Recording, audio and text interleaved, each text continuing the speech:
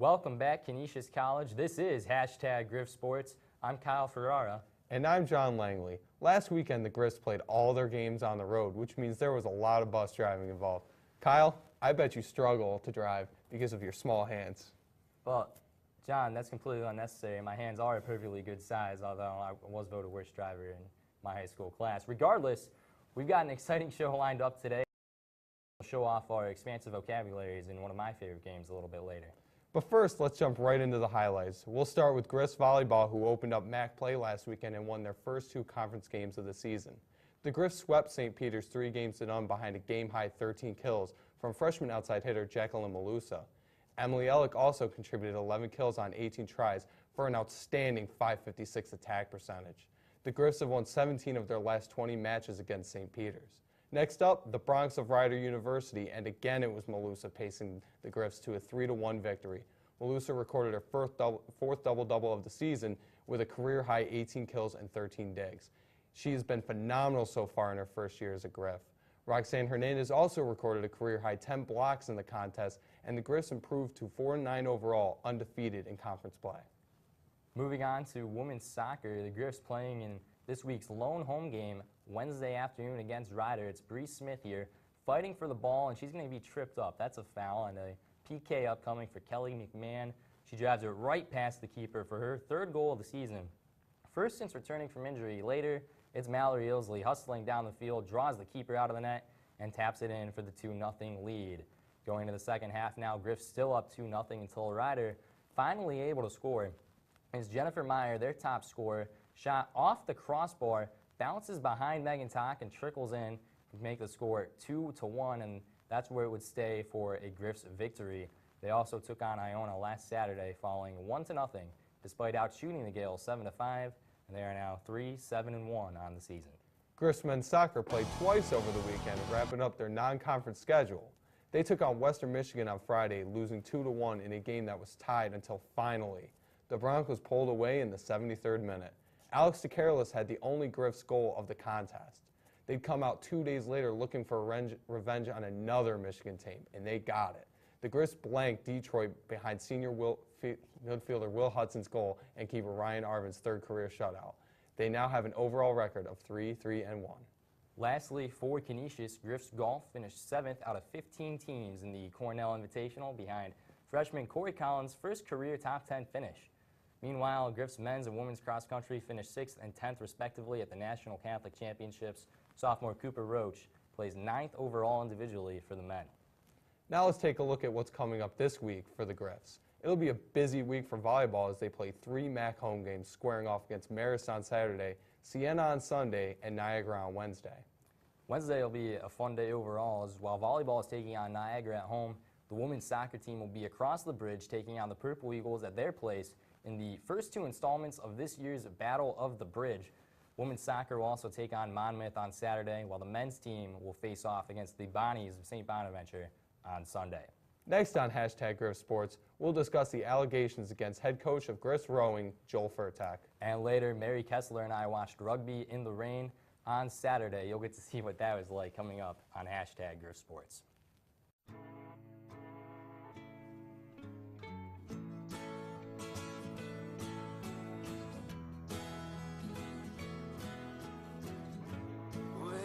Tell him that I've begun to dream of things to come, and tell the trees not to look for me. I'm going to find some peace of mind. Wake the sun. Wake the sun, wake the sun, wake the sun.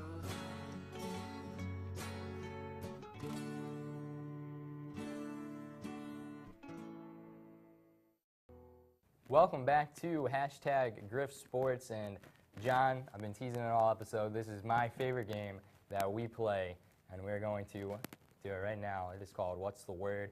And we talked about volleyball in the first segment of the show. and got off to a rough start, but they've won their first 2 MAC games already. So they're 2-0 in conference. And what's the word now? It is blank that volleyball won their first 2 conference games. It's imperative. You know, the non-conference doesn't really, I mean, it matters for the overall record, but what's volleyball really aiming for? The MAC tournament. So MAC wins matter. It's imperative that they got off to the start, and it shows that they're a better team than most people might have thought, because they thought after a rough start, maybe this Griffs team wasn't as talented maybe as last year, but now it is. It's gotten a lot better. They're getting better each match. They're doing a fantastic job. A 2-0 start was imperative. You said a lot of people were worried about this team because they lost Sam Good. They lost a tremendous libero and Ali Severin. I don't expect you to know what libero means, but I think the word for this start is it's unsurprising, as in it's not a surprise. They started very poorly in non-conference play last year, and then they were a top 4 team in conference. I know they lost the talent this year, but they have a pretty solid freshman class. Emily Litwin has done a very solid job at libero so far. I really don't think they took that much of a step back. I expect them to do well in conference, and they played St. Peter's and they played a Ryder. Ryder's got a pretty good team. St. Peter's is near the bottom of the conference. I think they expected, and everybody should have expected, that they get off to a 2-0 start like this. Yeah, absolutely. And the next topic, Griffs hockey cleaned up in the AHA preseason awards. Kyle Gibbons won the preseason player of the year. Tony Capobianco was named preseason goalie of the year, and Shane Conacher made the all-preseason all-rookie team. The Griffs domination of the AHA preseason awards is? The word is auspicious, and that means kind of foreboding, foreshadowing. This school is going to be such a huge hockey school a couple years down the road. They're going to be the class of the Atlantic Hockey Association, because recruits are going to come flying here to play at the Harbor Center, the same facility that the Sabres play at. I just only see good things for this team, and the fact that they've already gotten all these awards. Yes, Kyle Gibbons and Tony Capobianco are near the end of their careers here, but good players are going to keep coming through the system, and it just shows that this is the beginning of something really great for this hockey team. Yeah, my word is basically on the same lines. It's encouraging. This program is building. It is getting better and better, and the more good that comes to this program, the Harbor Center, getting someone like Shane Conacher, that's a name that's known because of his brother, Corey Conacher, in the NHL. The more bigger names you produce, the bigger recruits you get. I mean, look at teams like Quinnipiac and UMass Lowell. You know, they're not big schools, but they built up their programs, and now they're the class of the hockey. They're the class. They're always there in the finals. They're in the playoffs. And that's what Canisius is looking for. They're looking to get better and better, get better recruits. And you're absolutely right. This is turning into a hockey school if it isn't already. Yeah, you could make the case that it is. I think right now, between hockey and basketball, it's kind of in flux and exactly what it wants to be as far as what the top sport is. But I think it's got to be hockey. And you mentioned Shane Conacher before. It's going to be so interesting to see if he can live up to his brother's legacy here. I mean, obviously, a lot of people think very highly of him. He was on the all-rookie team. But do you think he's a guy who can come in and live up to Corey Conacher's fame? I mean, to be honest, I got to see him play. I haven't seen him play enough, but he absolutely. I mean, if he's anything like his brother, he's going to take it in stride. And from what I've heard from a lot of people who have had class with him, he's a very humble. He's not in there basking in the glory that was his brother. So that's a big sign to me, that he's not coming in here acting like he's entitled. He knows he has to work for it, and if he works hard enough, there's a chance he could really take over the spotlight and become the next big name for Canisius. Well, that's exactly what you want to hear. You hope that maybe he has the mindset, I want to come in here and be better than my brother. Mm-hmm. And then, if you have a guy who's better than Corey Conacher here, I'm not saying he is. Like I said, I need to see him play a little bit more, too. I mean, obviously, Corey Conacher's in the NHL. He might be the best hockey player to ever hear, but Shane has to have that mindset that I want to be here and be better than Corey.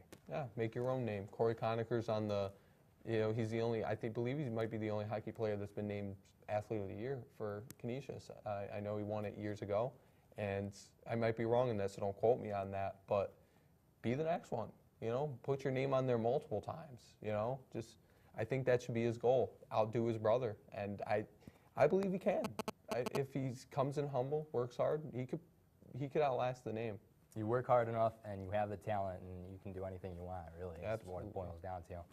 Last one, Billy Barron was named the MAC top player by both Lindy's Sports and Sporting News college basketball previews. This guy is so dedicated to taking this school to an NCAA tournament. So in one word, the level of dedication that Billy Barron has for this school is? I said overzealous. I think we're getting a little ahead of ourselves. He's definitely a big name. It's hard for one person to just lead a team. It's got to be a team in general. I love what Billy Barron does for this school. He's a big name. He puts us on the map. But let's think about the other players on the team, too. You don't want to overshadow a Chris Manhertz, a Jordan Heath, a Josiah Heath, a Kevin Bleeker. It's a little over the top. You know, Billy Barron is obviously going to be the leading scorer. He's a good shooter. He takes it to the hole. He's a great player. I am not bringing that off. I think he's a great player, and he's obviously the leader of the team. There's no doubt about it. But I just want to see the rest of the team get some credit instead of saying, oh, Canisius, that's where Billy Barron goes. Let's get, oh, look at Chris Manhertz, look at Jordan Heath, look at all these guys that, look at Chris Perez, who just transferred here. Let's get some of these guys some love, too. They're very talented players. They definitely are talented, and I don't think anybody's necessarily underselling what these guys can do. Before I get to that, my word for this is quixotic. That means just, kind of impractical, unrealistic. It stems from Don Quixote, just so I can show off what a nerd I am, if anybody else knows that. But I think it's too idealistic. I don't know if they can get there to the NCAA tournament. But what you're saying is absolutely right. They've got some solid players in Manhertz and Chris Perez. They lost Harold Washington, Isaac Soso. We've talked about this before. You don't want to undersell those guys. I don't think this is about Billy Barron overshadowing anybody. I've just never seen a guy so dedicated and so focused to get a school like this to the NCAA tournament. Yeah, it's, why would you want to come in and turn a program that's really been in the depths of despair into, I don't know how much you have dedication to that program, and no disrespect at all, but when you've been to 4 teams in 3 years, I don't know if you can have a level of dedication. That's a lot of moving. That's like living in 4 houses in 5 years. How can you be dedicated to a house and fix it up when you haven't been there very long? It's hard to get an emotional attachment. So I get exactly what you mean. It's a little unrealistic, but just to go off your quixotic, you looked that up on the dictionary because I saw it as well. I definitely did not look that up in the dictionary. That is a word I learned in my junior year Spanish class. Thank you, Senor Gayoni. About 2 people are going to get that joke. But, look, you're talking about, can he really be dedicated because he's moved around so much? He came here because his dad came here. It's not like he was looking to leave another school for, a second time. I think he definitely can have that dedication, and it's just great to see it here, whether he makes it happen or not. Yeah, where are you framing this? Whether he does have that dedication or whether it's realistic that those expectations come to light. You know what I mean? Are you saying that it's unrealistic that he can take the team to the NCAA tournament, or that it's unrealistic to expect him to be a leader and be determined to take this team to the NCAA tournament? Because those are 2 different things here, and the discussion was whether he has the dedication to try to take this team to the tournament. Well, he definitely has the dedication. That's what I'm arguing. Yeah. I don't know if it will pay off. I agree. I think he has that dedication. He's a very, very talented player, but we'll see. Maybe they can make a run in the max. When it comes tournament time, really anything can happen. It's based on matchups. You get the right matchups, you can really make it to the end. Look at Manhattan last year. They ran their way to the end of the max. And, they came up short against Iona, but, I said last year, if Canisius doesn't get Iona, there's a good chance they can get to the championship game in the max. But anything could happen, but at this point, it's tough because they're not getting an at-large bid. They have to win the MAC tournament. Well, that remains to be seen exactly what they'll do. John, thanks for playing What's the Word. The word for what I just did to you is dominate, though. I win easily. Moving on Saturday, Mary Koessler and I covered the club rugby team here for Canisius, and very interesting interview after their victory against RIT. We'll play that for you now. Hi guys, this is Mary Koessler from #Griff Sports. I'm here with the president and vice president, Matt Phillips and Matt McCartney. Jim McCartney. They just played RIT. They kicked their butts 16-11. So guys, let's start off. Can you kind of give us the basics about how to play rugby? I know it's kind of sort of like football, but I think a lot of the people out there want to know exactly what it's all about. Yeah, it's like football mixed with soccer. You can't make forward passes like in football, and the most forward guy, he sets like the onsides. Nobody on your team can be in front of him. And yeah, you just gotta find space, find openings in the field, and get the ball into the try zone, and just touch it down and score a try. And, there's a lot of stuff in between, but yeah. I don't know. Anything you like to add? No, basically what Jesus was saying. It's keeping the ball backwards and smacking them in the mouth. Yeah. That's the way we like to do it, and that's how we went today. It looked very rough out there. Yeah. It's fun. Yeah. We have a good time with it. Yeah. It's fun, yeah. It is a rough game. Do you think you need a kind of a certain personality to play rugby? I don't think so. We have guys from all over. Like, we got guys who are getting 4-0s, and we got guys that are getting 2-5s. We're a good group of friends, tight group of guys. Yeah. Work well together, and we work hard together. Sport for everybody then. Definitely. All right. Anyone can learn it. All right. So how many other colleges around here or in the college world have a team? It's actually growing a lot in popularity. I know like a lot of high schools are getting it now too, and it's like starting from top down. And I know Niagara, Buff State, UB. Obviously RIT. Yeah, RIT. Pretty much everybody in the area has rugby Pretty team. popular. Yeah, definitely. So how do you go about setting games with other schools? Got to get into contact with them. Most of the clubs, they'll post like guys who try to run it, like Matt and myself, and those are the guys you get in contact with. And for the spring and for the fall, we're in the Empire GU Rugby Division. It's like the New York division. New York, yeah, and they set up all our games for us. So in the fall we're fine, but in the spring if we want to play, we got to set it up ourselves. Yeah. How long have either of you or both of you been playing rugby? This is my 4th year. I'm a senior. And I've been playing every year since I was a freshman. And Did you play before I college? didn't. I played football in high school, and I was gonna play rugby, but I like blew up my shoulder my senior year, so I figured I'd just wait till. And how about you? I've been playing since high school. This is my 6th year playing rugby. That's a long time. It must be very good. It's fun. We have a good time with it. Yes. And what are your most favorite and least favorite things about rugby? I'd have to say the big hit and then the win after. Yeah. So when you can really smack a guy in the mouth, that's about the best feeling you get in the game. It's kind of like the big hit's like a bittersweet thing, because it's like gets you into the game, but it also it's like kind of wakes you up and gets you prepared. You know. Well, how popular do you guys feel that rugby is in Buffalo and in Western New York in general? It's one of the bigger areas for rugby. Western New York at the collegiate and high school level is very big. It's big in the state of Ohio, California, and Florida are the big places where it is. But New York's growing, and it's one of the biggest. We got a South Buffalo men's team, a Buffalo men's team, tons of just women's teams. So it's clearly growing, and definitely a lot of popularity in it. That was my next question. Do you see it growing a lot in the near future? Oh, definitely. I had heard that you guys are kind of trying to get the word out for the team at Canisius. How do you guys suggest getting the word out and having people join the team? Some of the things we've been talking about is getting a C block involved. That'd be a great help. Just get the word out, get people to our games. And once people start coming, it's just the natural procedure that people want to play. It's a fun game where we welcome everybody, and we need guys to keep the game going, keep the team together. And we just like being positive about it. We got a good, clean, clear-headed group of guys that go around advertising for it. So I'm only expecting it to grow. Yeah, and a crowd like this is great. I mean, and you guys coming out here, we really appreciate it. And just it helps spread the word. And we got a lot.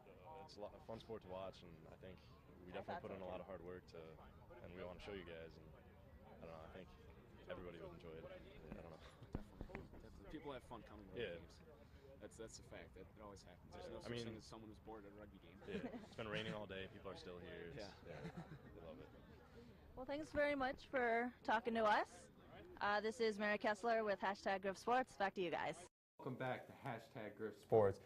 And congrats to the Golden Performer of the Week, Emily Litwin, she had double-digit digs in 3 matches and was a recorder of the first career double-double in 4 sets against Ryder. Congrats, Emily. And now let's wrap up the show. This is Hashtag Griff Sports. I'm Kyle Ferrara. He is John Langley. You can find us online at griffintv.net. On Facebook, just put our name in the search bar. And on Twitter, at Griff Sports 4. I am at KFPXB, at Langley 486. Thanks for watching, everybody.